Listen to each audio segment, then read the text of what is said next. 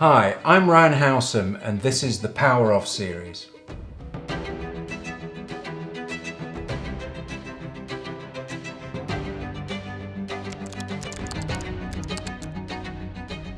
This is the power of creating a space and why it's incredibly important to know what space you can go after and how to win in it.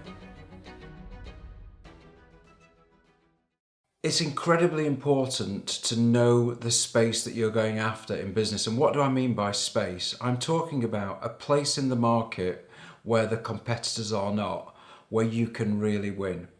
So what you've got to do is you've got to look at what the competition are doing, you've got to look at what you're doing, and you've got to try and find something that is different about the market. And if I give you a very simple example of this, if we talk about Volvo, you would think automatically safe car. It's probably no safer than any other car, but it's a space they went after and started to own that space. So it's something like that. You've got to work out what can you do to own that space and then really go after it. When you're going after a space, you're going to find there are nuances of how competitors are in that space.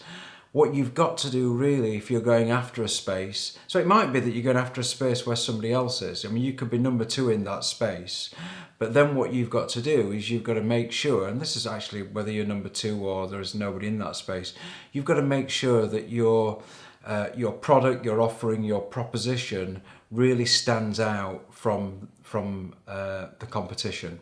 So really you've got to know what is it that they're doing and how can you compete with them with what you're doing in a way that's going to get you ahead of them. When I first started Staysure, I started it as a travel insurer, and I think this was before I'd really fully understood about creating a space. But naturally, there was something that happened, which was that the mature market pay more for their travel insurance. So I thought about going after the mature market. And when I first did this, I had a little bit of fear because the size of the travel insurance market was about 800 million. So if you take the size of the mature market as part of that, it's probably less than half of it. So instantly cutting out half the market really concerned me. But I thought, well, if I'm going to win, I've got to differentiate. So I went after that space. But then I went a step further and I went after the medical insurance space within travel. And whilst this was an even smaller segment, it was so targeted that we really did win. And what's really interesting now is that we are the largest travel insurer, probably more than double number two, but yet we are in just a segment of the overall travel insurance market. And that shows you the power of going after a space. Well, are there really any new spaces that aren't markets? I'm not so sure about that. Most of the things have been done before. It's a nuance on the market. I mean, if you are creating something completely new, like a Facebook or a Google or whatever it is. I mean, if you think of Amazon, for example, it wasn't a new space. They just took retail and did it better than anybody else. So I would say that really what you've got to do to convince the investor is make sure that you've got an amazing proposition, but that also the juice is worth the squeeze. And what do I mean there? I mean that the amount of money that you can make doing this makes sense going after it, because an investor's going to want to get a return on their investment and they're going to want to know that you've got the ability to make a profit in this space that you're going after.